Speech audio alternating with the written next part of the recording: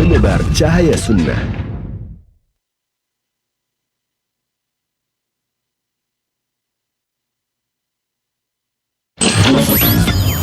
Kajian Islam ilmiah di Roja TV dan Radio Roja. Kata Rasulullah SAW, apabila engkau melihat orang-orang yang mengikuti yang samar-samar meninggalkan yang jelas, maka mereka adalah yang disebut oleh Allah orang-orang yang dalam hatinya ada kesesatan, maka hati-hati. Saksikanlah kajian Islam ilmiah di Roja TV dan Radio Roja.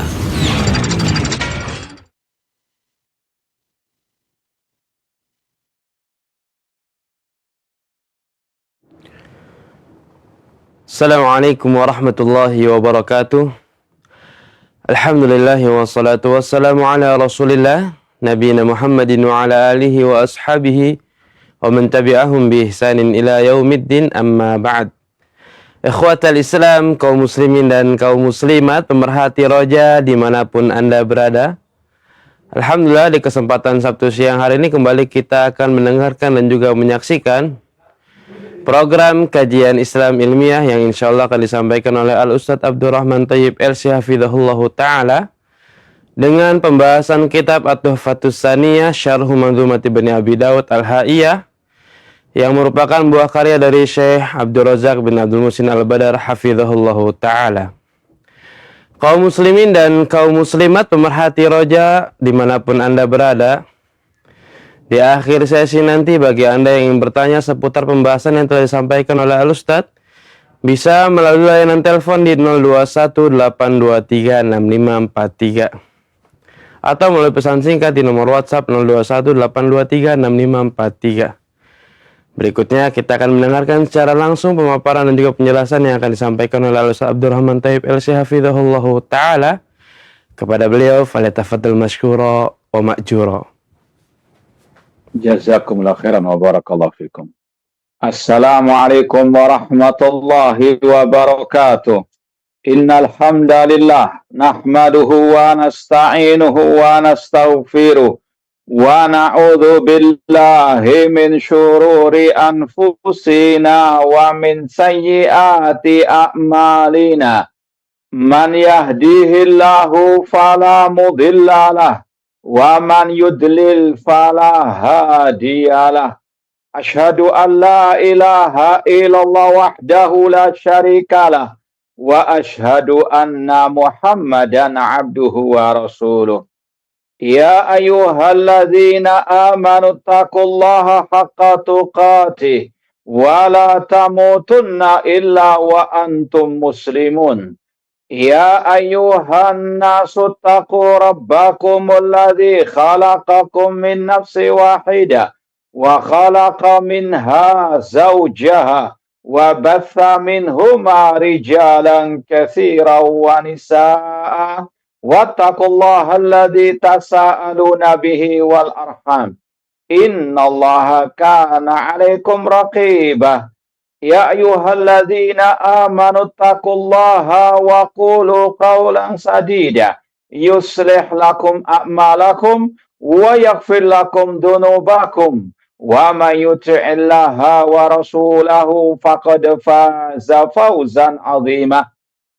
Amma ba'd, fa inna asdaqal hadits kitabullah wa khairal hadi hadi Muhammadin sallallahu alaihi wasallam wa syarrul umuri muhdatsatuha wa kullu muhdatsatin bid'ah wa kullu bid'atin dhalalah wa kullu dhalalatin finnar.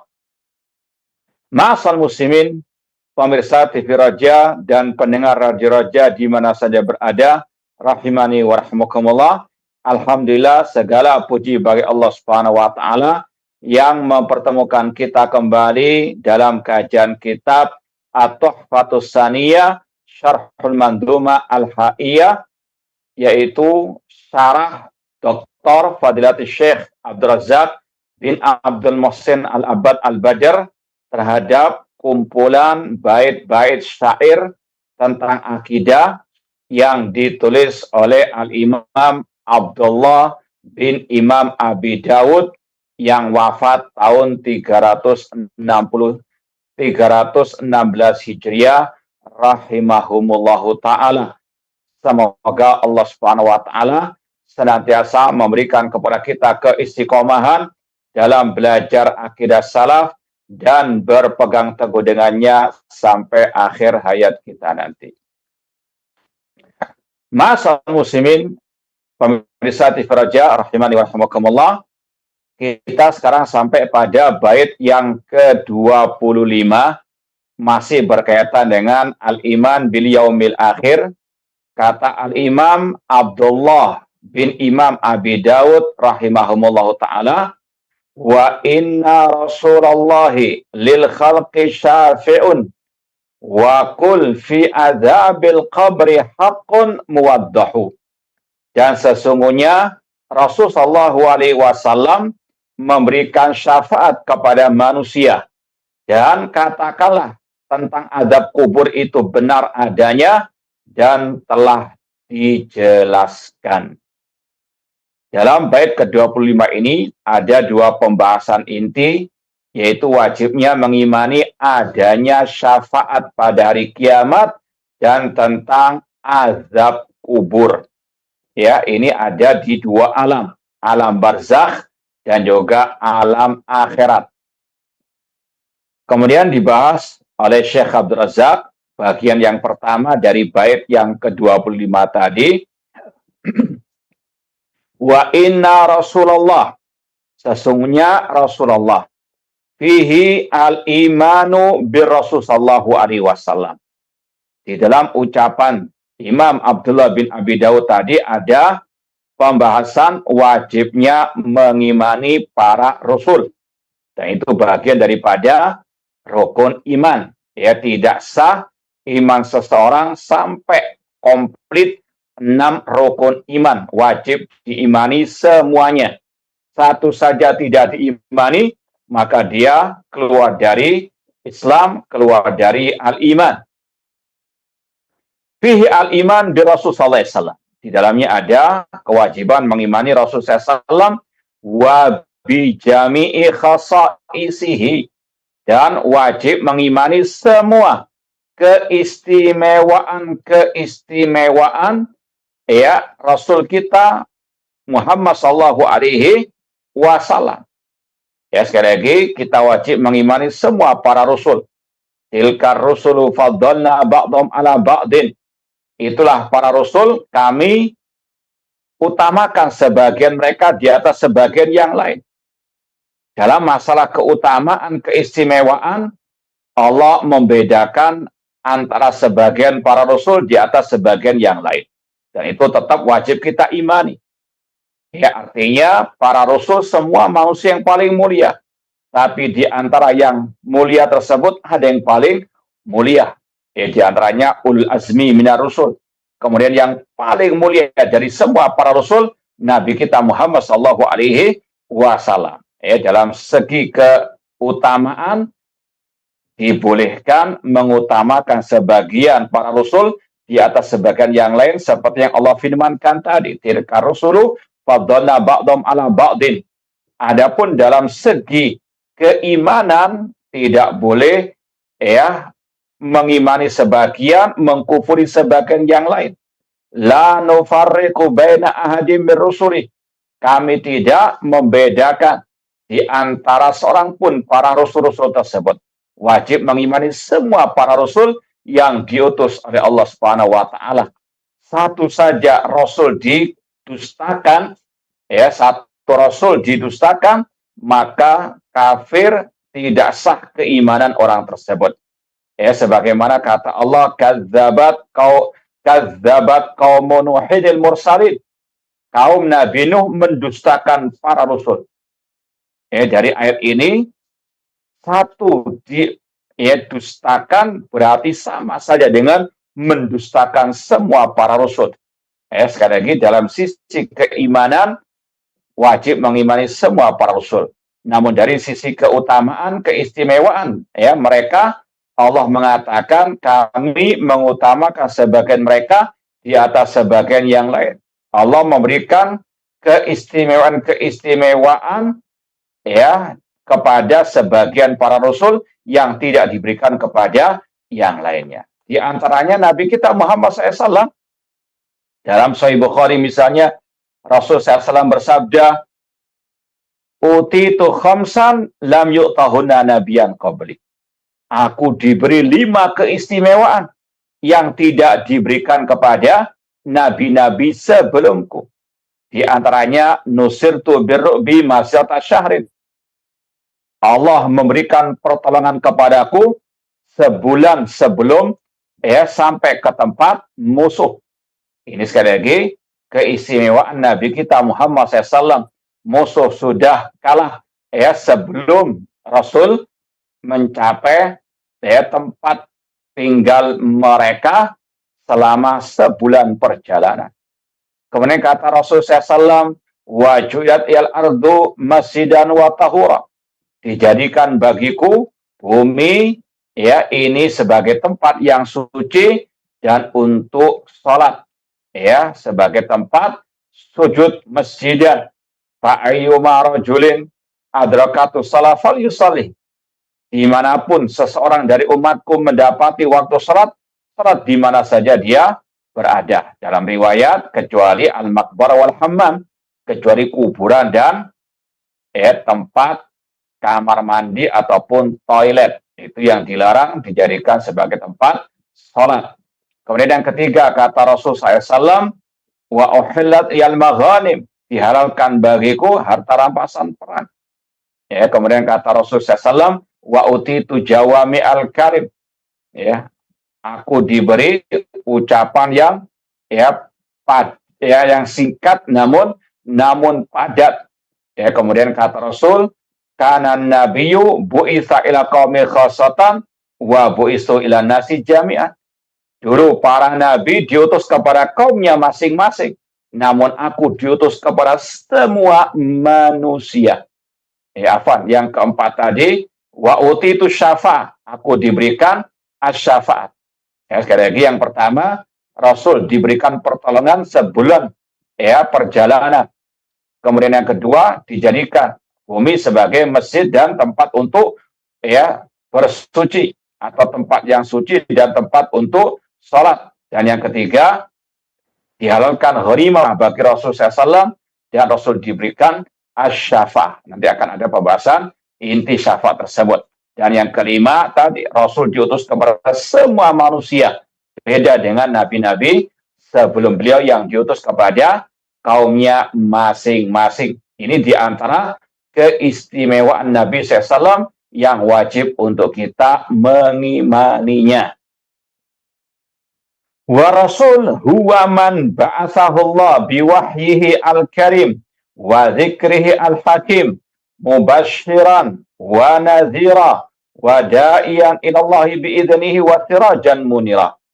Rasul adalah orang yang diutus oleh Allah dengan membawa wahyunya yang mulia, membawa peringatannya yang bijaksana sebagai pemberi kabar gembira dan pemberi peringatan. Memberi kabar gembira kepada surga Allah bagi yang beriman, yang beramal soleh, dan memberikan peringatan kepada orang-orang yang kafir dengan api neraka. Wada'iyan ilallah, menyuruh ke jalan Allah dengan seizinnya, wasirajan munira, dan Rasul adalah pelita yang menerangi. Dan wajib untuk kita yakini Allah Subhanahu wa Ta'ala mengutus para rasulnya untuk yang paling utama menyeru mereka kepada at-tauhid, melarang mereka dari kesyirikan. Itu dakwah utama dan yang pertama yang Allah wajibkan kepada para nabi, para rasul. Prioritas dakwah para nabi, para rasul sama. Satu, dakwah kepada tauhid, melarang dari kesyirikan. Walaqad ba'atsna fi kulli ummatir rasulan an i'budullah wajtanibut taghut. Dan sungguh kami telah mengutus kepada setiap umat seorang rasul yang seruannya sama, ani budullah, ibadahilah Allah dan tinggalkanlah at-taghut, sesembahan selain Allah. Kita juga ingat dakwah Nabi Nuh, Rasul yang pertama. Laqad arsalna Nuhan ila qaumihi faqala ya qaumi ibudullah ma lakum min ilahin ghairu. Sungguh kami telah mengutus Nabi Nuh. Apa kata beliau kepada kaumnya? Ya qaumi ibudullah. Wahai kaumku, ibadahilah Allah. Sekali-kali kalian tidak memiliki sesembahan yang hak kecuali Allah. Apalagi awal munculnya kesyirikan, penyembahan di atas muka bumi kepada selain Allah terjadi di zaman kaum Nabi Nuh alaihissalam. Sejarah pertama kesyirikan terjadi di zaman kaum Nabi Nuh alaihissalam, seperti yang Allah kisahkan dalam surat Nuh. Wa qalu la tadarunna alihatakum wa la tadarunna waddan wa la suwa'an wa la yaghutsa wa ya'uqa wa nasra. Mereka, kaum Nabi Nuh, berkata kepada yang lainnya, jangan kalian meninggalkan sesembahan-sesembahan kalian. Jangan kalian meninggalkan Wad, Suwa, Yaghus, Ya'uq, dan Nasra.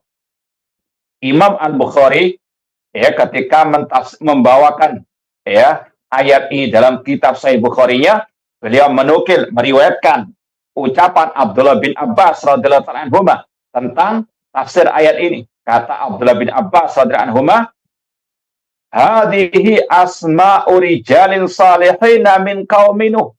Ini adalah 5 nama orang saleh di zaman kaum Nabi Nuh. Falamma halaku auha syaitan ila qaumihim aninsibu ila majalisim alati yajna fiha ansaba alati kana yajna fiha ansaba wasumu bi asma'ihim. Ketika 5 orang saleh ini meninggal dunia, setan datang membisikkan kepada para pengikut-pengikut mereka untuk membuat patung-patung dan ditaruh di tempat di mana dahulu mereka berkumpul, sekedar untuk mengenang jasa-jasa mereka. Falam tobat, masih belum diibadahi. Falamma halaka ulai, ketika generasi pertama meninggal dunia, wa nusyal ilmu, dan dilupakan ilmu akidah, ilmu tauhid, ubidat, mereka pun disembah selain Allah Subhanahu wa ta'ala. Ini awal kesyirikan di atas muka bumi ini, dan sebab utamanya berlebih-lebihan kepada orang soleh atau orang-orang yang dinamakan sebagai waliullah, dikeramatkan, dituhankan, bahkan lebih daripada Allah Rabbul Alamin. Bahkan ada yang mengatakan Allah kalau mau menimpakan musibah harus izin dulu kepada wali-wali tersebut. Kalau sudah di ACC baru Allah menurunkan musibah. Na'udzubillahi min dzalik.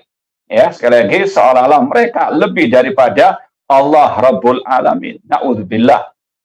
Intinya ini kesyirikan yang pertama muncul di zaman kaum Nabi Nuh, dan itu sampai zaman Nabi kita Muhammad SAW masih banyak kesyirikan, terutama karena penyembahan kepada orang-orang yang dikatakan soleh, dikatakan wali Allah.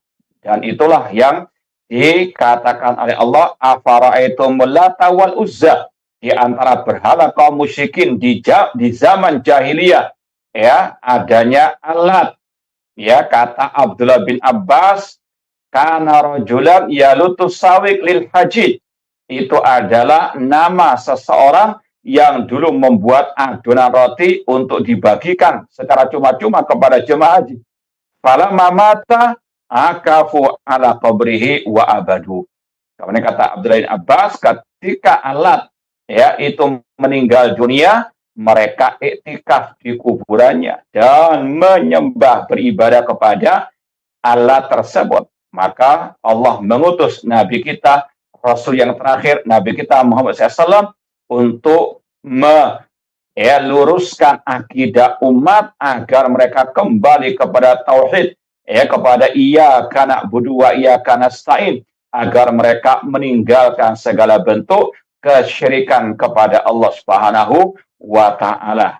Itu sekali lagi inti dakwah para nabi, para rasul, dan itu pula yang diajarkan kepada Rasul kepada para sahabat, di antaranya Mu'adz bin Jabal, agar dakwah yang utama dan pertama agar memprioritaskan dakwah kepada at-tauhid. Ya Mu'adz, innaka ta'ti qauman ahla kitab falyakun awwala ma tad'u ilai syahadatu alla ilaha illallah. Wahai Mu'ad, jadikan dakwamu yang pertama kali tentang syahadat la ilaha illallah ila an yuwahhidullah, sampai mereka mentauhidkan Allah Subhanahu wa taala. Wal murad bi Rasul sallallahu atau wal murad bi Rasulillah huna ay Muhammadin sallallahu alaihi wasallam. Adapun yang dimaksud oleh Al-Imam Abdullah bin Imam Abi Dawud dalam bait tadi adalah Rasul kita Muhammad sallallahu alaihi wasallam, khatamun nabiin, penutup para nabi. Makana ahadum mirrijal, makana ahadum mirrijal, makana Muhammadun aba ahadim rijalikum walakin Rasulullah wa khataman nabiin. Dalam surat Al-Ahzab Allah mengatakan tidaklah Muhammad itu ayah dari salah seorang di antara kalian, namun beliau adalah utusan Allah dan penutup para nabi. La nabiyya ba'da, tidak ada nabi setelah beliau. Maka ijma ulama, ijma kaum muslimin, barang siapa yang mengakui adanya nabi setelah Nabi Muhammad SAW, maka orang itu keluar dari al-Islam. Seperti kelompok Ahmadiyah yang meyakini Mirza Ghulam Ahmad sebagai nabi, sepakat ulama kaum muslim mengatakan mereka bukan kaum muslimin. Wa imamil mursalin atau wa imamul mursalin, beliau adalah imamnya, pemimpinnya para rasul. Rasul mengatakan ana sayyidu waladi Adam, aku adalah tuannya anak manusia. Wa qaidu huril muhajjalin, beliau adalah pemimpin orang-orang muslimin yang huril muhajjalin, yang mereka terlihat berwajah cerah ketika hari kiamat karena asar wudhu. Sahibil maqamil mahmud, beliau yang mendapatkan kedudukan yang terpuji, seperti yang akan disampaikan dalam hadis yang panjang lebar tentang syafaat ini.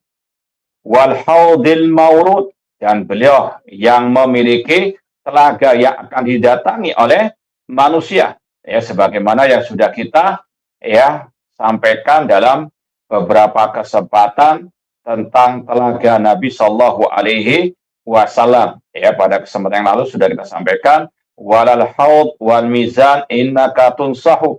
Kata Imam Abdullah bin Abi Dawud, dan janganlah engkau mengingkari karena kejahilanmu adanya telaga pada hari kiamat.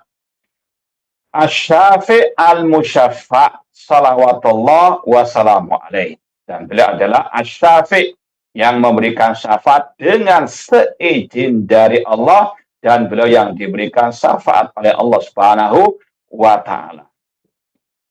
Ma'asal muslimin, pemirsa TV Raja rahimani wa rahimakumullah, sedikit kita bahas tentang apa itu asy-syafa'ah.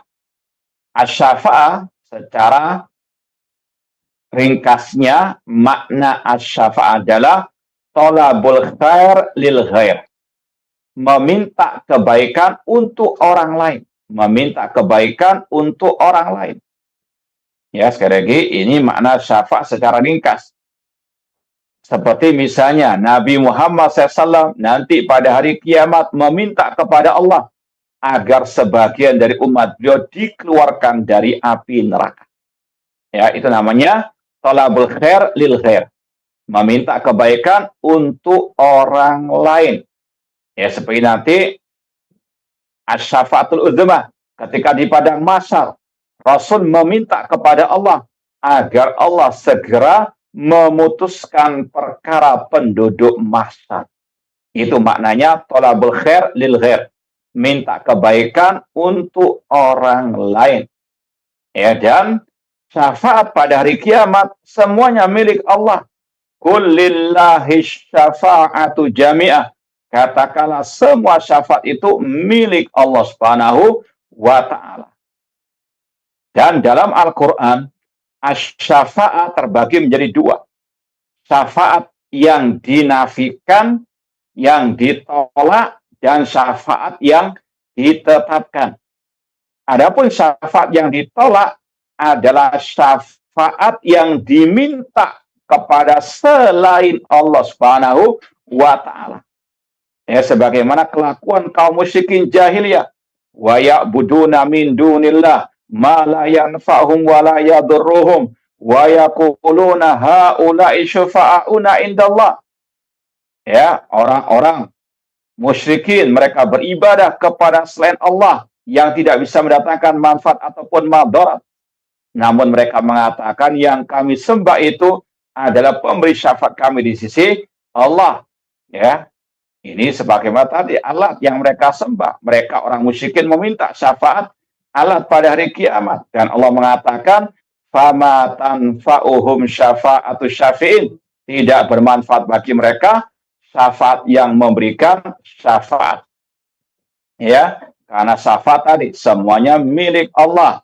Ya, tidak boleh diminta kepada selain Allah. Makanya tidak boleh kita berdoa, ya Rasulullah, berikan aku syafaatmu di hari kiamat. Ini syirik kepada Allah.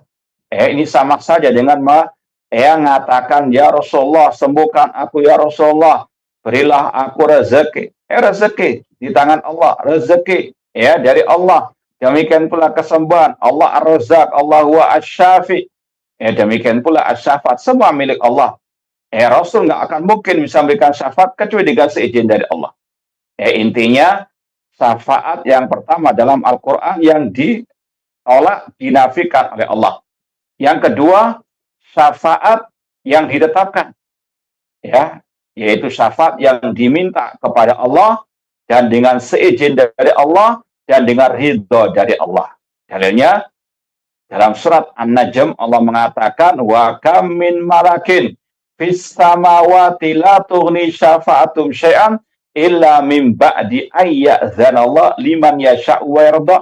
Berapa banyak malaikat di langit tidak bermanfaat syafaat mereka sedikit pun kecuali dengan seizin dari Allah Subhanahu wa taala dan yang diridhoi oleh Allah. Izin Allah kepada yang memberi syafaat dan ridho Allah kepada yang diberikan asy-syafa'ah. Demikian pula dalam ayat kursi, man dzalladzi yashfa'u indahu illa bi'idni. Siapakah yang bisa memberikan syafaat di sisi Allah kecuali dengan seizin dari Allah. Ya, makanya kalau meminta syafaat kepada Allah, ya Allah, berikan aku syafaat Rasulmu pada hari kiamat. Ini yang dibolehkan, karena sekali lagi ini yang harus diyakini, syafaat semuanya milik Allah. Ya, dan Allah tidak memberikan syafaat para nabi, para rasul kecuali bagi orang-orang yang bertauhid. Ya, sebagaimana kata Rasul, as'adun nasi bi syafaati yaumal qiyamah man qala la ilaha illallah khalisan min kibari nafsihi. Orang yang paling berbahagia dengan syafaatku yang mengucapkan la ilaha illallah, tentunya dengan melaksanakan konsekuensi, berpegang teguh dengan at-tauhid, tidak beribadah kecuali hanya kepada Allah semata. Kemudian kata beliau, lil khalqi isyara ila syafaatil uzma allati takunu fi arasati yaumil qiyamah. Kata-kata dan sesungguhnya Rasul itu memberikan syafaat kepada makhluk, lil khalqi, kepada manusia. Yang dimaksud lil khalqi di sini adalah syafaat yang paling besar yang terjadi pada hari kiamat di padang mahsyar. Nanti akan ada pembahasan syafaat Rasul itu bermacam-macam. Ya, namun ini dinamakan asy-syafaatul uzma, yang paling besar karena mencakup semua makhluk manusia di padang mahsyar. Walati yaghbituhu 'alaiha al-awwalun wal akhirun. Yang hal ini diinginkan oleh semua manusia, yang pertama dan yang terakhir. Wa hadhi syafa'ah minar Rasul sallallahu alaihi wasallam takunu li jamil khalaiq. Ya, syafaat al-uzma ini dari Rasul SAW, ini Allah berikan kepada semua makhluk. Dan ini yang sudah kita sampaikan tadi, di antara 5 keistimewaan Rasul SAW.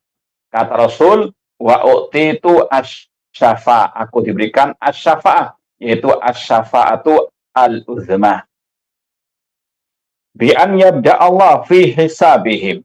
Ya, dengan Allah memutuskan perkara mereka dan menghisab mereka. Wa haditsus syafa'ah hadisun mutawatir. Hadis tentang syafaat uzma ini Hadis yang mutawatir qad warada min iddati aujuh an jama'atin min ashabin Nabi SAW. Hadis tentang syafaat ini mutawatir, banyak periwayatannya. Ya, di antaranya datang dari para sahabat Rasulullah SAW seperti Abu Bakar, wa Ibnu Umar, wa Ibnu Abbas, wa Abu Hurairah, wa Anas, wa Hudzaifah, wa ghairuhum radhiyallahu ta'ala anis sahabat ajma'in. Wa min hadil ahadits marwahu asy-syaikhan. Ya, sekarang Syekh Abdul Razak akan menukil hadis syafaat, ya, panjang lebar hadisnya.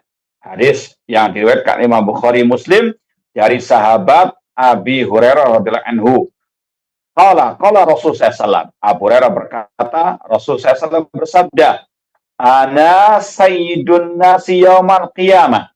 Aku adalah tuannya manusia pada hari kiamat.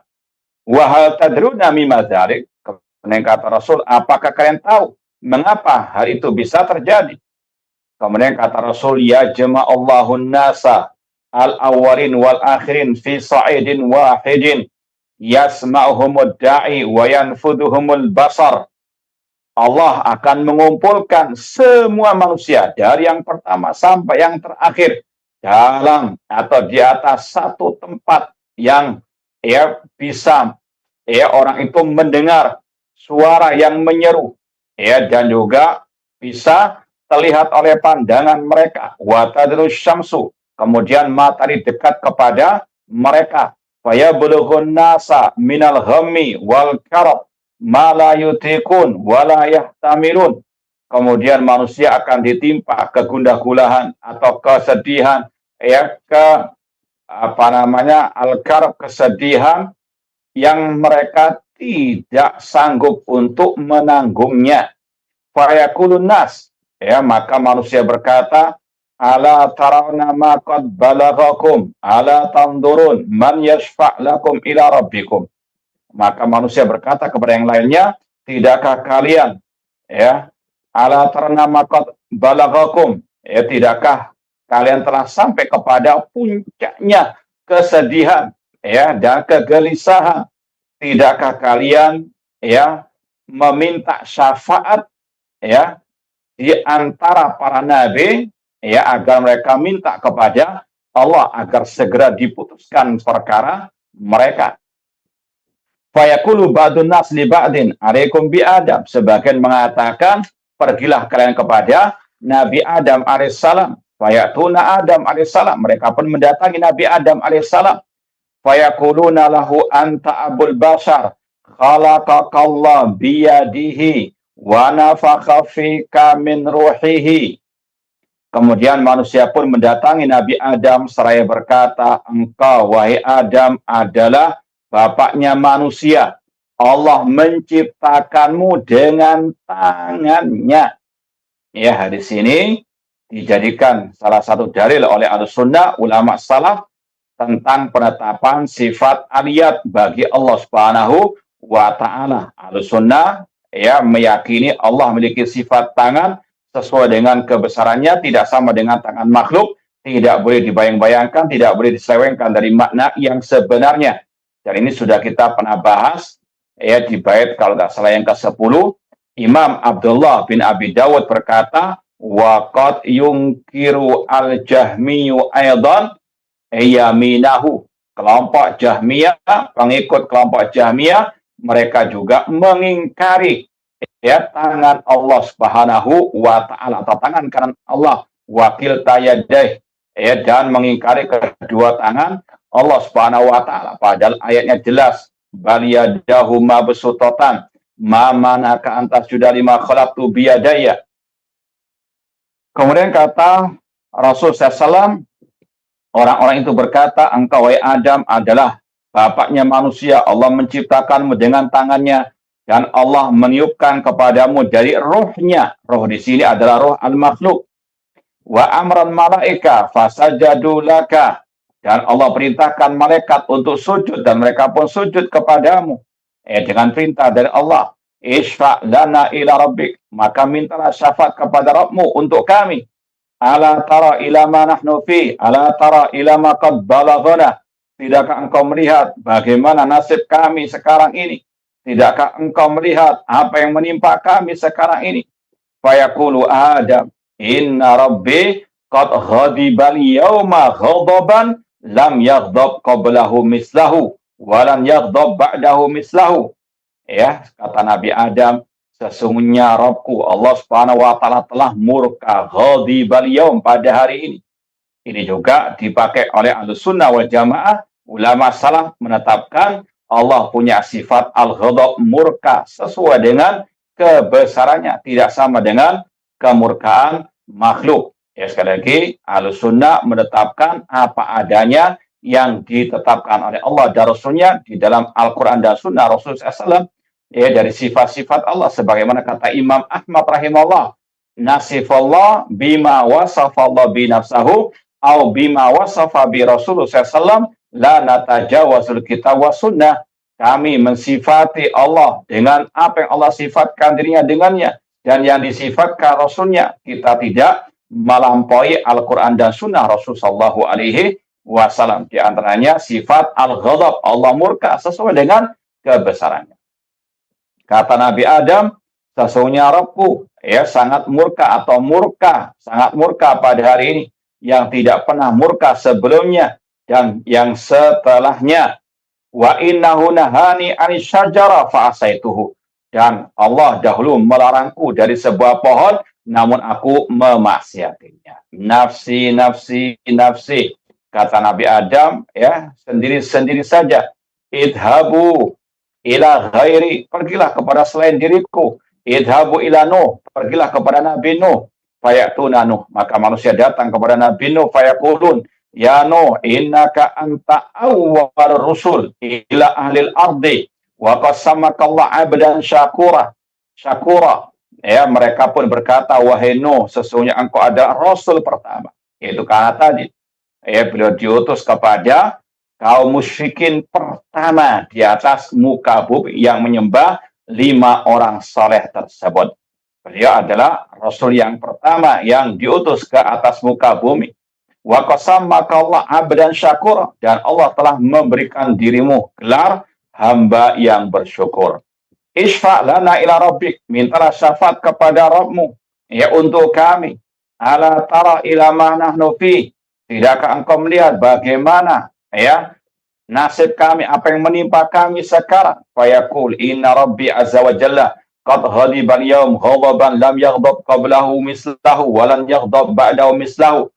Dan beliau juga menjawab sebagaimana jawaban Nabi Adam alaihissalam, sesungguhnya Allah Rabbku, ya, telah murka pada hari ini dengan kemurkaan yang tidak pernah dia murka sebelumnya dan sesudahnya.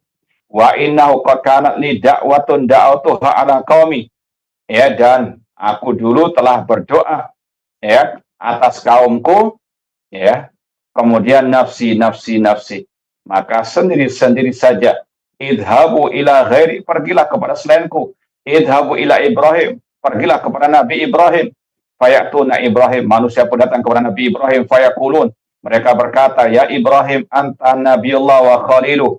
Ya, wahai Ibrahim, engkau adalah Nabiullah, ya, dan kekasih Allah. Wattakhadallahu Ibrahim khalilah, Allah menjadikan Nabi Ibrahim sebagai Al-Khalil. Ya, namun kata para ulama, Khalilullah ada 2, Nabi Ibrahim dan Nabi Muhammad sallallahu alaihi wasallam. Sebagaimana dalam hadis yang sahih, lau kuntu muttakhidan ala wajhi adi khalilan la takhatu Abu Bakar khalilan. Seandainya aku mau menjadikan Al-Khalil, kekasih di atas muka bumi, aku akan jadikan, ya, Abu Bakar sebagai kekasihku. Namun kata Rasul, namun Allah telah menjadikanku sebagai kekasihnya. Ya, sekali lagi, Al-Khalil itu lebih tinggi kedudukannya daripada Habibullah. Ya, maka tidak cukup mensifati, menggelar Rasul dengan Habibullah. Beliau adalah Khalilullah, kekasih Allah.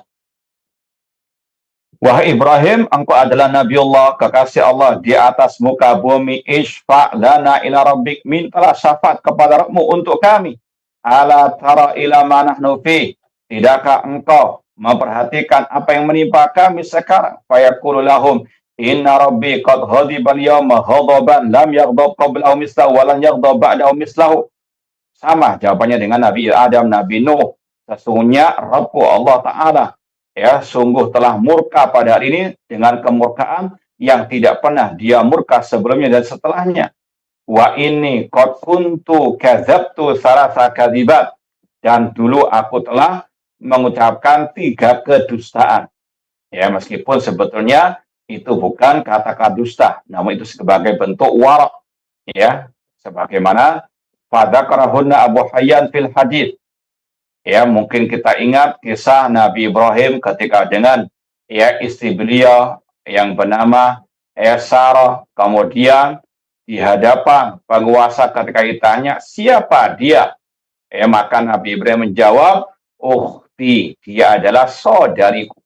Ya, ini nggak berdusta, ini tauriah, karena kalau dikatakan itu istriku bisa diambil oleh sang raja yang kafir tersebut. Ini bukan dusta, namun tauriah. Ya, demikian pula Nabi Ibrahim ketika membantah ya orang-orang musyrikin yang menyembah patung-patung. Ketika ditanya siapa yang menghancurkan patung-patung tersebut, beliau mengatakan ya bal fa'alahu kabiruhum, bahkan yang melakukan adalah yang paling besar di antara mereka. Ini sekedar untuk membantah orang-orang musyrikin yang menyembah patung-patung tersebut. Ya, sekali lagi kata ulama itu bukan kedustaan, cuma ini waraknya Nabi Ibrahim alaihissalam. Kemudian nafsi kata Ibrahim alaihissalam, ya sendiri-sendiri. Idhabu ila ghairi, idhabu ila Musa. Pergilah kepada selain diriku. Pergilah kepada Nabi Musa. Fayatuna Musa. Mereka pun datang kepada Nabi Musa. Fayakulun ya Musa anta Rasulullah. Faddalakallah birisalati. Wa bikalamihi ala nas. Ishfa' lana ila rabbik. Kata orang-orang tersebut, wahai Musa, engkau adalah utusan Allah. Allah mengutamakanmu dengan risalahnya dan dengan berbicara dengan wa kallamallahu Musa taklima. Di dalamnya ada penetapan sifat kalamullah. Kalamullah bisaut wa harf. Kata para ulama berdasarkan dalil yang sahih, Allah berbicara dengan suara. Bukan sebagaimana keyakinan ahlul kalam yang mengatakan Allah berbicara tanpa suara. Suatu saat Abdullah bin Ahmad bin Hambal. Kalau dalam kitab ini kan Abu Dawud, penulis kitab Sunan Abi Dawud, punya putra namanya Abdullah. Imam Ahmad juga sama, punya putra namanya Abdullah bin Imam Ahmad. Abdullah bin Imam Ahmad punya kitab As-Sunnah. Ada 2 jilid di situ. Ada riwayat dari Abdullah bin Imam Ahmad, beliau bertanya kepada ayahnya, ya abati, inna qauman za'amu anna Allah lamma kallama Musa lam yukallimhu bisauti. Kata Abdullah bin Imam Ahmad, wahai ayahku, ada sekelompok orang mengklaim, mengatakan Allah ketika berbicara dengan Nabi Musa tidak berbicara dengan suara. Maka Imam Ahmad mengatakan, bal kallamahu bisautin, bahkan Allah mengajaknya bicara dengan suara. Itu sekali lagi ada dalam kitab As-Sunnah karya Abdullah bin Imam Ahmad rahimahumullah. Isfa' lana ila rabbik. Wahai Musa, mintalah kepada Rabbmu syafaat untuk kami. Ala tara ma nahnu fi, tidakkah engkau melihat apa yang menimpa kami sekarang? Fayaqul inna rabbi qad ghadiba al-yawm ghadaban lam yaghdab qablahu mislahu wa lam yaghdab ba'dahu mislahu. Sama jawabannya dengan Nabi Adam, Nabi Nuh, Nabi Ibrahim.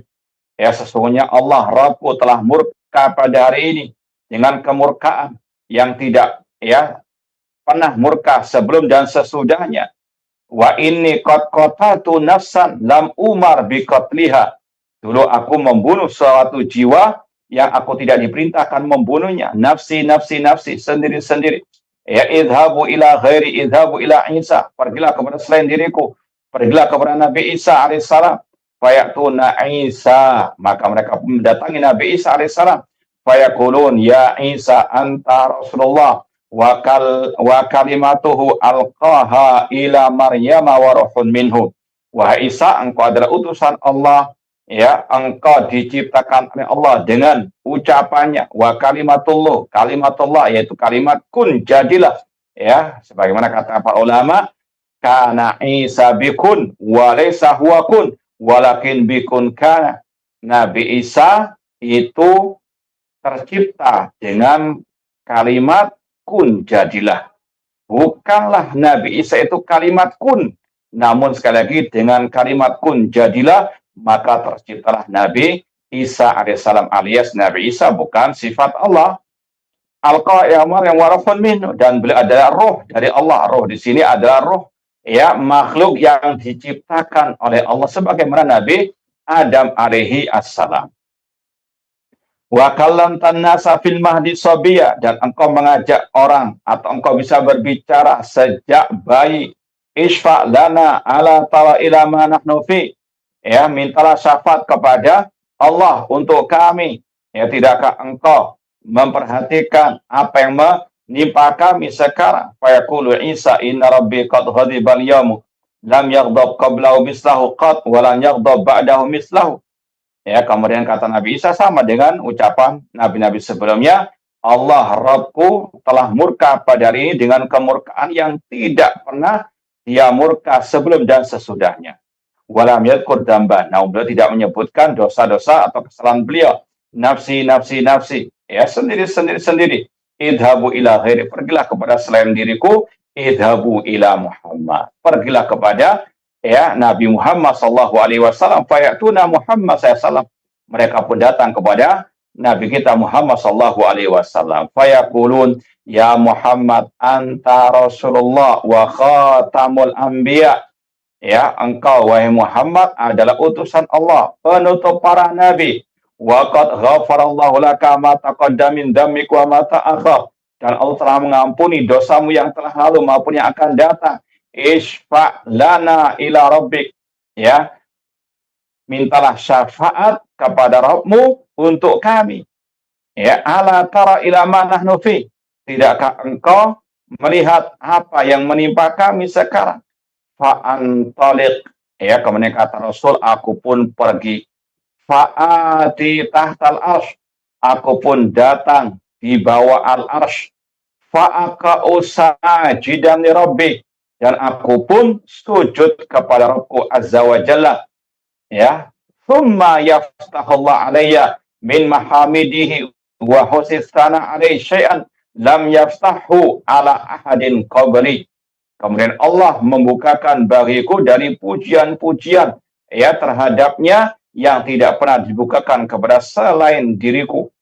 Tumayuqal, kemudian dikatakan, ya Muhammad irfa' ra'sak, wahai Muhammad angkat kepalamu. Wasal tu'tah, mintalah engkau akan diberi.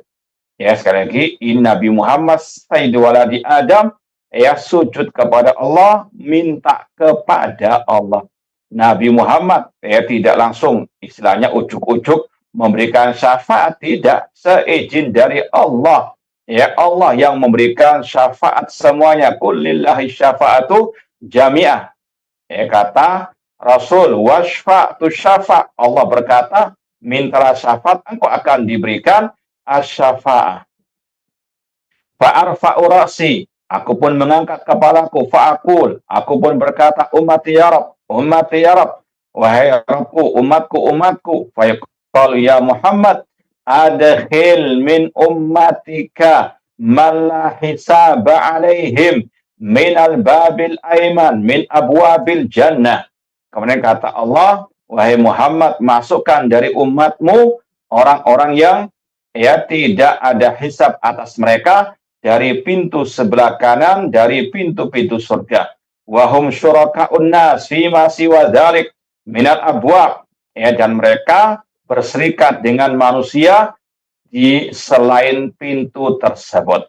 Ya, summa qal walladzi nafsi biyadihi, kemudian Rasul bersabda, demi Allah yang jiwaku ada di tangannya, inna ma bainal misra'ain min masaril jannah kama baina Makkah wa Himyar atau kama baina Makkah wa Busra.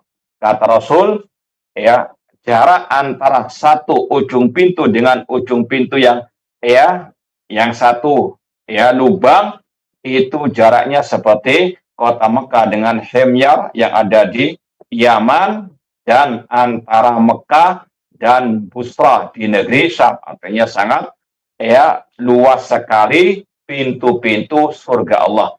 Semoga Allah Subhanahu wa taala memasukkan kita ke dalam surganya kelak. Intinya ma'asal muslimin, kata beliau, wa yadkhul fi umumi qaulin nazim lil khalqi syafi'un al-iman bi jami' anwa'i syafaatil waridal mukhtasar bin Nabi sallallahu alaihi wasallam. Kalau hadis tadi yang intinya yaitu tadi Allah Subhanahu wa taala memutuskan perkara hamba, ya sekali lagi, setelah mereka manusia mendatangi para anbiya sampai kepada Nabi kita Muhammad SAW, kemudian Allah pun ya memutuskan perkara mereka dengan syafaat Nabi Shallallahu Alaihi Wasallam. Itu yang dinamakan dengan asy-syafa'atu al-uzma, yang mencakup semua makhluk. Ya, setelah itu wajah rabbuka wal malaku saffan saffan. Kemudian juga kata Syekh di sini masuk dalam keumuman ucapan Imam Abdullah bin Abi Dawud, wakul, katakanlah, atau wa inna Rasulullah lil khalqi syafi'un, sesungguhnya Rasul itu memberikan syafaat kepada makhluk. Kata beliau itu ada ya sebetulnya isyarat secara umum wajibnya mengimani semua syafaat yang berkaitan dengan Nabi kita Muhammad sallallahu alaihi wasallam. Mislu syafaati li alil jannah bidukhulil jannah, seperti syafaat beliau ya agar manusia masuk ke dalam surga. Kata para ulama, ada dua macam syafaat bagi Nabi Muhammad SAW. Syafaat yang khusus bagi Nabi dan syafaat yang umum bagi beliau dan juga yang lain. Ya, syafaatil malaika wan nabiyun wal mu'minun. Kata Rasul, malaikat memberikan syafaat para nabi, orang yang beriman. Jadi sekali lagi ada syafaat yang khusus bagi nabi dan syafaat yang umum. Syafaat yang khusus bagi nabi ada 3. Yang pertama tadi asy-syafaatul udzma di padang mahsyar. Yang kedua syafaat untuk membuka pintu surga.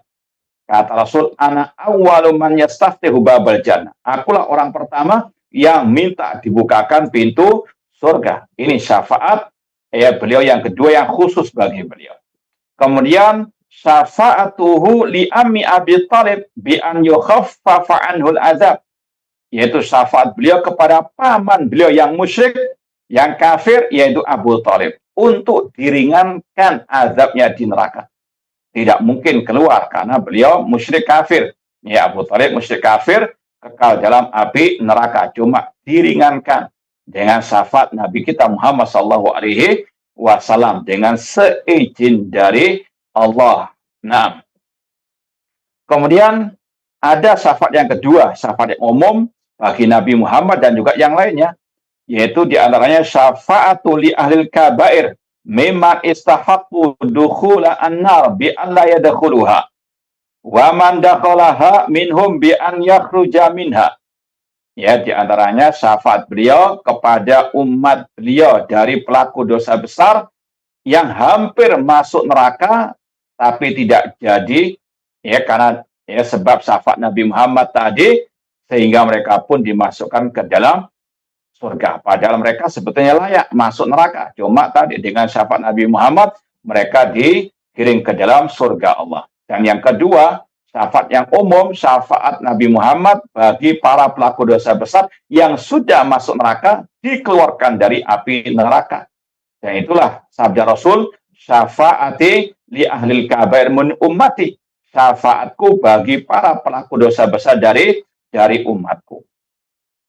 Dan inilah syafaat yang banyak dijelaskan oleh para ulama dalam kitab-kitab akidah, yaitu syafaat Rasul bagi para pelaku dosa besar. Ya, syafaat Rasul itu macam-macam tadi. Cuma yang paling banyak ditekankan dalam kitab-kitab akidah sebetulnya pembahasan yang ini. Syafaati li ahlil kabair min ummati.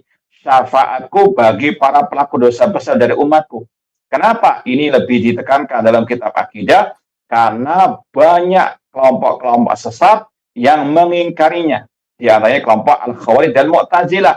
Kelompok Khawarij Mu'tazilah mengingkari adanya asy-syafa'ah yang satu ini, yaitu syafaat Rasul bagi para pelaku dosa besar untuk dikeluarkan dari api neraka. Hal ini kata para ulama karena kelompok Khawarij Mu'tazilah mereka punya keyakinan pelaku dosa besar kekal dalam api neraka. Padahal ini tidak benar sama sekali. Allah berfirman, "Innallaha la yaghfiru an yushraka bihi wa yaghfiru ma duna dzalika liman yasha." Allah tidak mengampuni dosa syirik, namun Allah masih mengampuni dosa selain syirik bagi yang Dia kehendaki. Pelaku dosa besar tahta masyiatillah, di bawah kehendak Allah. Jika Allah berkehendak, Allah adab di neraka, namun nggak mungkin kekal. Seandainya mereka diampuni, langsung dimasukkan ke dalam surga Allah Subhanahu wa Ta'ala. Kemudian kata beliau, wa hadhihi syafa'atu yusyariku fiha al-anbiya was-salihun wal malaika.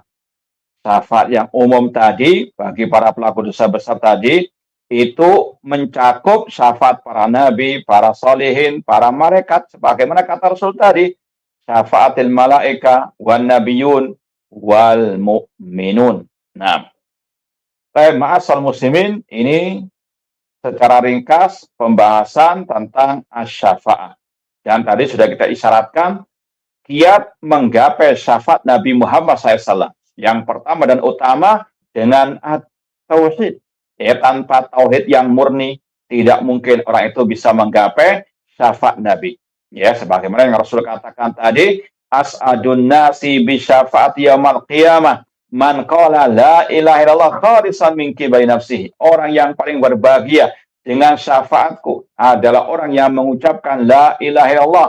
Tentunya dia paham apa maknanya la ma'budu bihaqqin illallah, dan dia berpegang teguh dengan tauhid, tidak beribadah kecuali hanya kepada Allah, maka dialah yang paling berbahagia dengan syafaat Nabi SAW. Alias orang musyrik yang menyembah kepada selain Allah, menyembah Nabi, menyembah wali yang telah mati, maka diharamkan dari syafaat Nabi Muhammad SAW. Maka hati-hati dengan kesyirikan, terutama tadi pengkeramatan kepada orang-orang soleh atau yang dikatakan sebagai wali-wali Allah. Seandainya betul wali Allah, maka harus betul-betul tahu batasan kedudukan mereka, tidak boleh ditinggikan lebih daripada kedudukan yang sebenarnya, apalagi disejajarkan dengan Allah Rabbul Alamin. Na'udzubillahi min dzalik.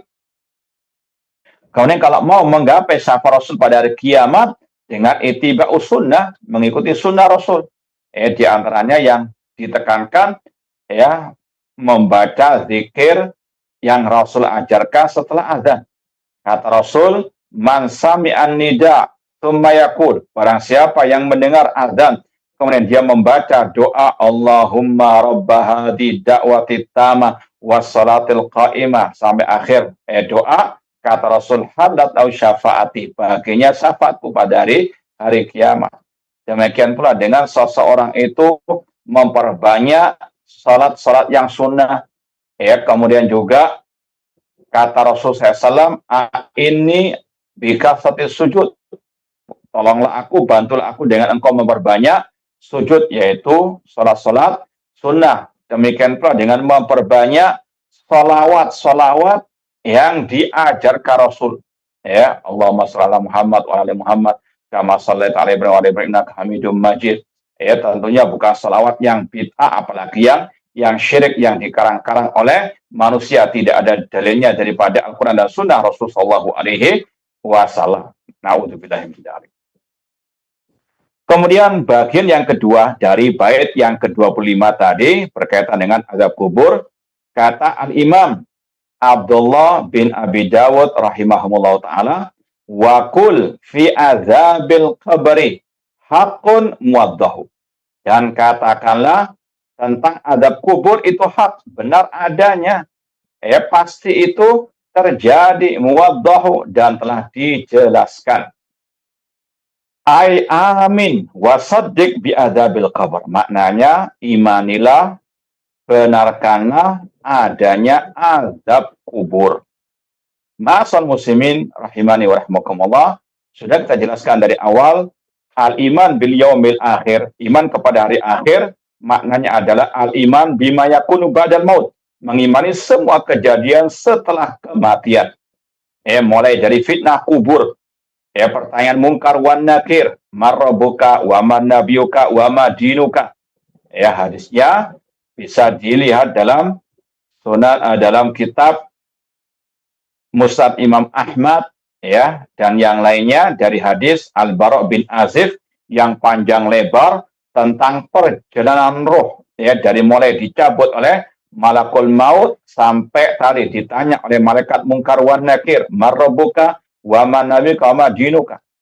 Dan istilah, ya, fitnah kubur, nikmat kubur, azab kubur, ini bukan berarti yang nggak dikubur, tidak ditanya, tidak diadab atau diberikan nikmat, tidak. Ya, ada orang mati tenggelam di laut, ada yang mati dimangsa oleh hewan buas misalnya, ya, atau dia dibakar sampai habis, ya, tetap akan melewati namanya alam barzakh, alam di luar dunia, alam ghaib, ya. Di antaranya pasti akan didatangi oleh malaikat mungkar wan nakir. Adapun penamaan fitnah kubur, nikmat kubur, ini hanya sekedar al-ghalib, al-hukmu al-ghalib. Secara umum orang yang mati dikubur. Maka ada istilah fitnah kubur, azab kubur, nikmat kubur. Sekali lagi, ini bukan penyempitan. Sekali lagi, meskipun orang itu nggak dikubur mati tadi di dasar lautan, tetap akan melewati namanya alam barzakh, alam di luar dunia ini. Ma'asal muslimin, pemirsa TV Raja rahimani wa rahmakumullah. Wal qabru mufradun jam'uhu kuburun wa akbur. Ini sekedar pembahasan cara bahasa. Wa huwa min ni'amillah wa minnati ala bani Adam an hadahum li hadzal amr takriman wa ihsana. Manusia ketika mati kemudian dikubur, itu merupakan bagian daripada salah satu nikmat Allah atas manusia. Allah memuliakan manusia, Allah menghormati manusia. Sehingga kalau mati dikubur, disyariatkan dikubur. Kenapa? Akan ada jawaban setelah ini. Allah berfirman, "Tsumma amatahu fa akbarah." Dialah Allah yang mematikannya dan yang menguburkannya. Ai ja'ala lahu qabran. Allah menjadikan baginya kuburan. Yuwara fihi badanuhu ikraman lahu wa tafaddulan alaih, yang mana dia disemayamkan di dalam kuburan, badannya dipendam di kuburan sebagai bentuk pemuliaan Allah, penghormatan Allah kepada manusia tersebut. Lam yaj'alhu mimman yulqa ala wajil ardi. Kalau mati nggak dibuang sembarangan, fayata'afan, sehingga keluar bau busuk, wa yata'adza minhunna, sehingga manusia terganggu, aw taquluhu alwuhush wa tuyur wasiba, sehingga dimakan oleh binatang buas ataupun burung-burung pemangsa. Tidak, manusia dimuliakan dengan tadi adanya perintah syariat dikubur, dimakamkan. Kemudian adab kubur itu muwaddahu, dijelaskan atau sudah dijelaskan, muwaddahun fil kitabi wa sunnah, telah dijelaskan dalam Al-Quran dan sunnah. Artinya dalil tentang adab kubur itu ada dalam ayat, ada dalam hadis, dan hadisnya mutawatir lagi. Walidha yajib ala kulli muslimin an yakul azabul qabri haq. Makanya wajib bagi setiap muslim untuk mengatakan adab kubur itu benar. Harus meyakini adab kubur itu hak, benar. Wal adilla ala anna adabal qabr haqqun minal kitab wa sunnah katsira. Dalil-dalil tentang adanya adab kubur itu benar dari Al-Quran dan Sunnah sangat banyak.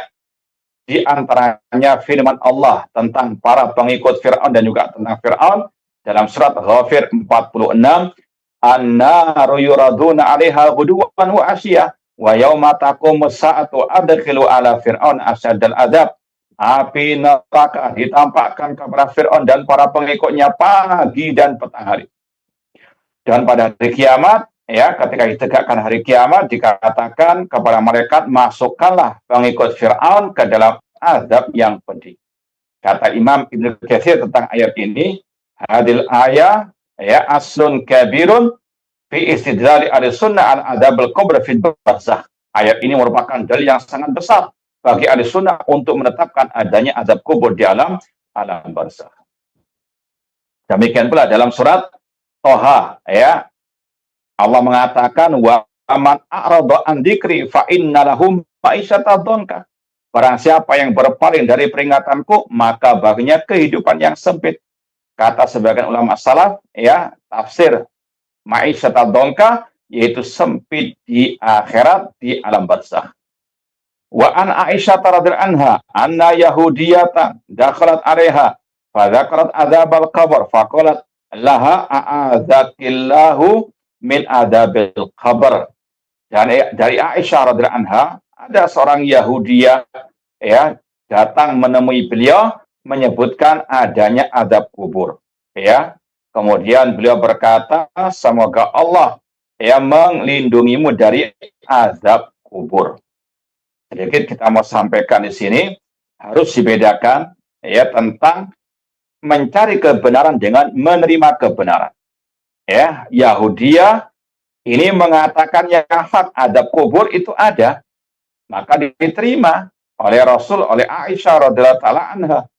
Ya, tapi bukan Aisyah yang datang kepada Yahudi belajar kepada Yahudi. Ini kadang banyak orang gagal paham. Itu buktinya Yahudi, ya, diterima ucapannya. Kita katakan bedakan antara qabulul haq wa talabul haq. Ya, antara menerima kebenaran dari siapa saja. Tapi, ya, mencari kebenaran, belajar ilmu agama hanya dari ahlu sunnah wal jamaah yang di atas akidah salaf. Adapun yang menyimpang dari akidah salaf, ya, tidak boleh bermajelis ilmu dengan mereka, menimba ilmu dari mereka. La tujalisu alal bid'ah, la tujalisu al ahwa. Ini ucapan salaf yang sangat banyak. Ya, sekali lagi, Aisyah nggak belajar datang kepada Yahudi, Yahudi datang menyampaikan kebenaran diterima. Ya, sekali lagi bedakan antara menerima kebenaran dengan, ya, mencari kebenaran. Kemudian fasad Aisyah tu Rasulullah SAW an adabil kubur. Kemudian Aisyah bertanya kepada Rasulullah SAW tentang adab kubur, maka Rasul mengatakan, na'am adabul kubur hak. Betul, adab kubur itu hak, benar adanya. Qalat Aisyah radhiyallahu anha, fama ra'aitu Rasulullah SAW ba'du shalla salatan illa ta'awwadha min adabil kubur. Kata Aisyah radhiyallahu anha, tidaklah aku melihat Rasulullah SAW setelah kejadian tadi, ya, ketika salat, kecuali Rasul berlindung kepada Allah dari azab kubur. Rawahul Bukhari. Wa fi riwayah li Ahmad, ayuhan nas ista'idu billah min adabil qabr fa inna adabal qabri haqqun. Ini yang kita isyaratkan tadi dari hadis Al-Bara bin Azib. Rasul bersabda ketika di pemakaman, wahai manusia, mintalah perlindungan kepada Allah dari adab kubur, karena adab kubur itu benar adanya. Wa an Abi Hurairah radhiyallahu anhu, qala Rasul sallallahu, dari Abi Hurairah radhiyallahu anhu, Rasul sallallahu bersabda, idza tasyahada ahadukum falyasta'id billah, ya, min arba'in. Apabila kalian tasyahud ketika salat, maka hendaklah mohon perlindungan kepada Allah dari 4 hal, yaitu dengan mengucapkan yaqul, Allahumma inni a'udzubika min adzabi jahannam. Ya Allah, aku berlindung kepadamu dari azab neraka jahannam. Wa min adzabil qabr, dan dari azab kubur. Wa min fitnatil mahya wal mamat, dan dari fitnah kehidupan dan kematian. Wa min syarri fitnatil masihi ad-dajjal. Ya, sekali lagi dalil tentang azab kubur itu dari ayat, dari hadis, dan hadis yang mutawatir. Ini semuanya membantah orang-orang yang menolak, mengingkari adanya azab kubur. Na'udzubillahi min dzalik. Wallahu alam, ini yang mungkin bisa kita sampaikan pada kesempatan yang berbahagia ini. Semoga Allah Subhanahu wa taala menganugerahkan kepada kita nikmat kubur, dan semoga Allah menjauhkan kita dari azab kubur, dan semoga Allah menyelamatkan kita di dunia wal akhirah. Wallahu taala alam. Jazakumullah khairan, barakallahu fikum atas pemaparan. Semoga apa yang disampaikan bisa menjadi ilmu yang bermanfaat untuk kita semua. Ikhwatal Islam rahimani wa rahimakumullah. Bagi Anda yang ingin bertanya seputar pembahasan yang telah disampaikan oleh Ustadz, bisa melalui layanan telepon di 0218236543 atau melalui pesan singkat di nomor WhatsApp 0218236543. Untuk pertanyaan yang pertama, kita angkat dari pesan WhatsApp. Assalamualaikum warahmatullahi wabarakatuh. Ustadz, izin bertanya, bagaimana hukumnya sholat di belakang imam yang sering melakukan ritual-ritual yang menyelisih syariat? Jazakumullah khairan, barakallahu fikum. Ma'asal muslimin, pemirsa TV Raja rahimani wa rahmukumullah. Salat di belakang selain ahli sunnah wal jamaah, itu mungkin pertanyaannya, atau di belakang ahlil bid'ah. Kata para ulama, kebid'ahan ada dua. Bid'ah yang mengkafirkan, menjadikan pelakunya keluar dari Islam, ada yang tidak. Ya, kalau orang itu misalnya dari kelompok Syiah Rafidhah yang banyak dikafirkan oleh para ulama, maka jangan salat di belakangnya. Ya, bid'ah yang mukafirah. Apalagi tadi Ahmadiyah, jelas mereka kufar, bukan kaum muslimin. Ahmadiyah yang meyakini Mirza Ghulam Ahmad sebagai nabi terakhir, naudzubillah min dzalik. Adapun kalau ahli bid'ah di bawah bid'ah yang mukafirah tadi, maka kata para ulama sah salat di belakang mereka. Ya, dalilnya ijma' salaf. Ya, di antaranya Utsman bin Affan radhiyallahu anhu ketika beliau dikudeta oleh orang-orang pengikut Abdullah bin Saba al-Yahudi, diboikot, tidak boleh keluar dari rumahnya. Beliau tidak boleh jadi imam sholat. Yang menjadi imam sholat kaum muslimin pada waktu itu imamul fitnah dari kelompok Khawarij atau kelompok pengikut Abdullah bin Saba, mubtadi' dhal. Ketika ditanya Utsman bin Affan, bolehkah sholat di belakang orang tersebut? Kata beliau, as-shalah ahsan ma ya'maluhun nas. Salat adalah sebaik-baik yang dilakukan oleh manusia. Fa'ida ahsanu fa'asin ma'hum. Jika mereka berbuat baik, berbuatlah baik bersama mereka. Wa'in asa'u fa'asin isa'atahum. Kalau mereka berbuat jelek, tinggalkan kejelekan mereka. Artinya Utsman bin Affan radhiyallahu anhu membolehkan salat di belakang imamul fitnah tadi. Demikian pula Abdullah bin Umar diriwayatkan salat di belakang ahli bid'ah dari kelompok Khawarij secara asal sah salat di belakang ahli bid'ah. Meskipun kalau ada yang ahli sunnah dari imam, itu yang afdol. Nah. Jazakumullah khairan, barakallahu fikum atas jawabannya. Semoga jawaban tersebut bisa bermanfaat untuk yang bertanya dan juga yang menyimak. Untuk pertanyaan selanjutnya masih dari pesan WhatsApp. Assalamualaikum warahmatullahi wabarakatuh. Barakallahu fikum Ustaz. Apakah boleh kita mengucapkan sebuah ucapan kepada orang lain seperti, nanti jika Anda tidak menemukan saya di surga, maka mohonlah kepada Allah agar memasukkan saya ke dalam surga? Mohon jawabannya Ustaz. Jazakumullah khairan, barakallahu fikum. Baik, selanjutnya seorang muslim atau muslimah punya rasa al-khauf war raja. Tetap harus ada rasa al-khauf, rasa khawatir tidak bisa masuk surga, meskipun tetap berharap. Jangan sampai ada ucapan-ucapan yang seolah-olah memastikan dirinya masuk ke dalam surga. Ya, sekali lagi, tidak ada yang tahu dari manusia tentang dia masuk surga, masuk neraka, kecuali yang telah ada wahyu ilahi, ada nas. Ya, sekali lagi Rasulullah SAW mengajarkan kita untuk banyak berdoa kepada Allah. Adapun kata-kata yang tadi mengarah seolah-olah dia pasti masuk surga, atau ada ucapan yang tazkiyatun nafsi, maka itu tidak selayaknya. Perbanyak doa semoga Allah memasukkan kita ke dalam surganya. Wallahu ta'ala alam. Jazakumullah khairan, barakallahu fikum atas jawabannya. Semoga jawaban tersebut bisa bermanfaat untuk yang bertanya dan juga yang menyimak. Untuk pertanyaan selanjutnya masih dari pesan WhatsApp. Assalamualaikum warahmatullahi wabarakatuh. Dari Bapak Rio di Jakarta. Afwan Ustadz, pertanyaannya di luar tema. Bagaimana hukumnya bekerja di tempat kerja yang ikhtilat Ustadz? Dan di dalamnya terkadang ada makan bersama rekan-rekan lawan jenis.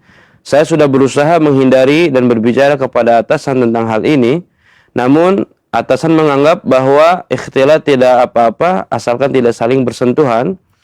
Saya sudah evaluasi ibadah saya juga dan ternyata dosa ikhtilat tersebut membuat saya sulit untuk melakukan sholat malam. Mohon jawabannya Ustadz. Jazakumullah khairan wa barakallahu fikum. Baik, ma'asal muslimin, pemirsa TV Raja dan pendengar Raja di mana saya berada, rahimani wa rahmakumullah. Yang pertama berkaitan dengan hukum pekerjaan, itu halal atau haram. Kata para ulama, dilihat pada zat pekerjaan itu. Itu yang paling inti. Apakah inti pekerjaannya halal atau haram? Ya, kalau halal, maka secara asal hukum pekerjaannya halal. Ya, adapun kanan kirinya ada kemaksiatan atau ada penyimpangan, ini tidak bisa dijadikan sebagai hukum halal haramnya apa? Secara umum, ya, pekerjaan tersebut. Apalagi masalah ikhtilat. Ya, sekali lagi ini masalah yang menjadi balwa, istilahnya musibah. Ya, semua. Ya, di mana saja sekarang, terutama di negeri kita, banyak ikhtilat. Ya, maka secara hukum asal, hukumnya apa?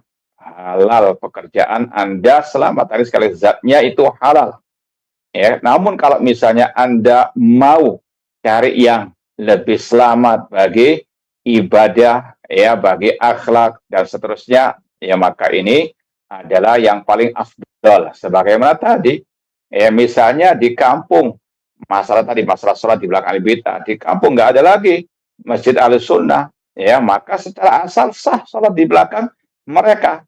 Ya, tapi kalau misalnya ada yang lain dari Ahlussunnah punya masjid sendiri dan sebagainya, itu lebih afdal. Tapi kalau tidak ada ya sudah, bagaimana lagi? Ya, tetap sah hukumnya.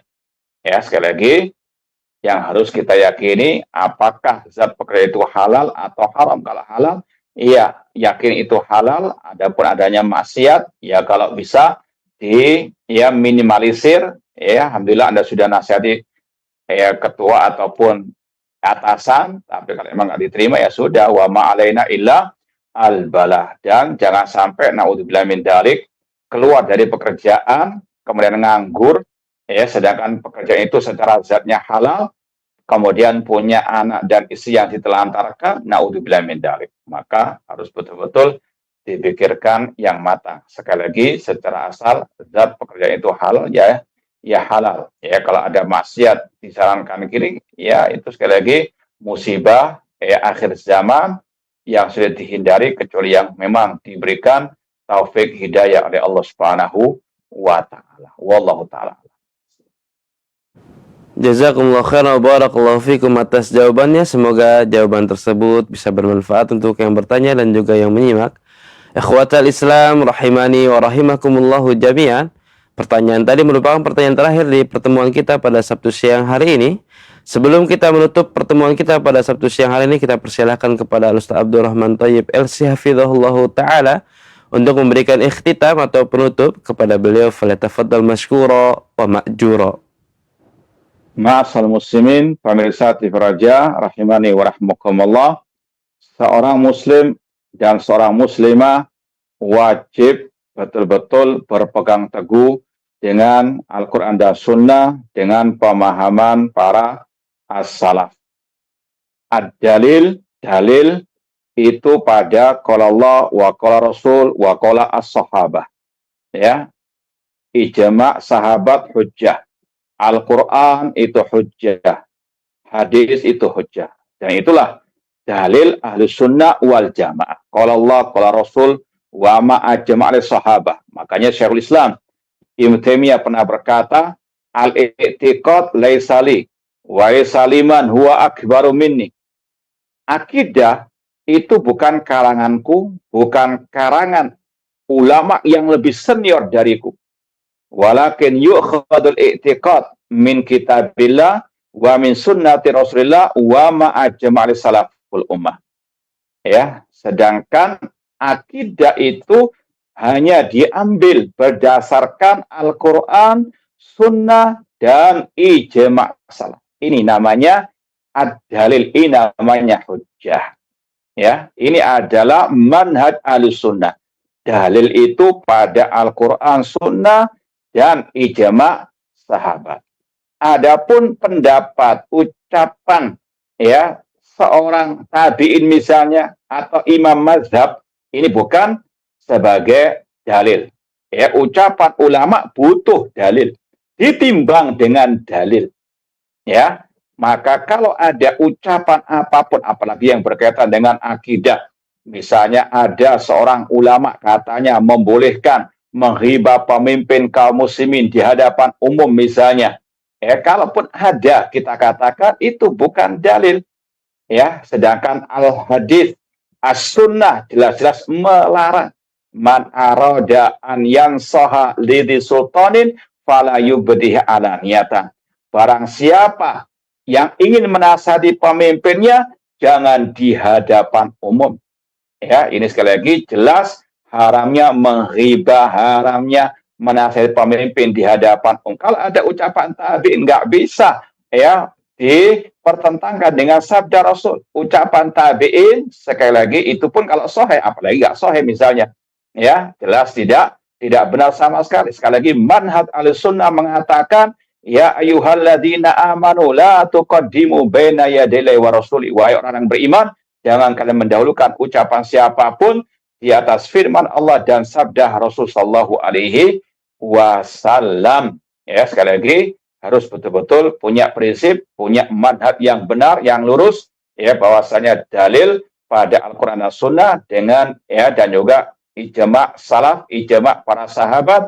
Ya, adapun pendapat fulan dan alan, ucapan fulan dan alan siapapun, sebagaimana kata Imam Malik, kullun yu'khad min qali wa itrat illa Rasul sallallahu alaihi wasallam. Dan betul-betul seorang Ahlussunnah ya punya ya keistiqomahan dalam berpegang dengan akidah salaf, tidak mencela-mencela, tidak pelin-pelan, tidak berubah-ubah.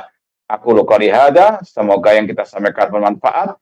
Kurang lebihnya mohon maaf. Wa jazakumullahu khairan. Aku qouli hada wa akhiru da'wana anil hamdulillahirabbil alamin. Wassalamualaikum warahmatullahi wabarakatuh. Waalaikumsalam warahmatullahi wabarakatuh. Jazakumullah khairan wa barakallahu fikum atas pemaparannya. Semoga apa yang telah disampaikan bisa menjadi ilmu yang bermanfaat untuk kita semua dan bisa memotivasi kita untuk selalu mempelajari dan juga memperdalam ilmu syar'i dan juga mengamalkannya. Serta kami mengucapkan jazakumullah khairan wa barakallahu fikum kepada pemerhati Roja dimanapun Anda berada yang telah mengikuti program kami pada Sabtu siang hari ini. Semoga semua aktivitas kita diberikan kemudahan dan keberkahan oleh Allah Subhanahu wa taala. Kami yang bertugas mohon pamit undur diri. Subhanaka Allahumma wa bihamdika asyhadu an la ilaha illa anta astaghfiruka wa atubu ilaik. Assalamualaikum warahmatullahi wabarakatuh.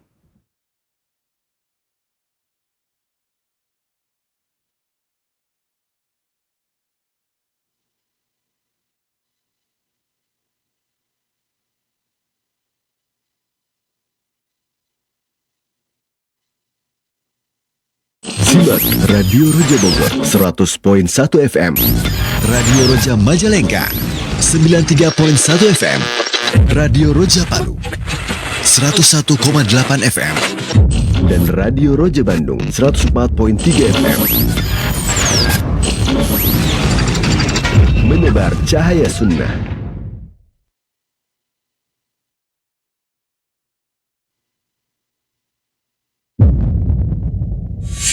Berikut jadwal kajian di beberapa wilayah untuk 1 pekan ke depan.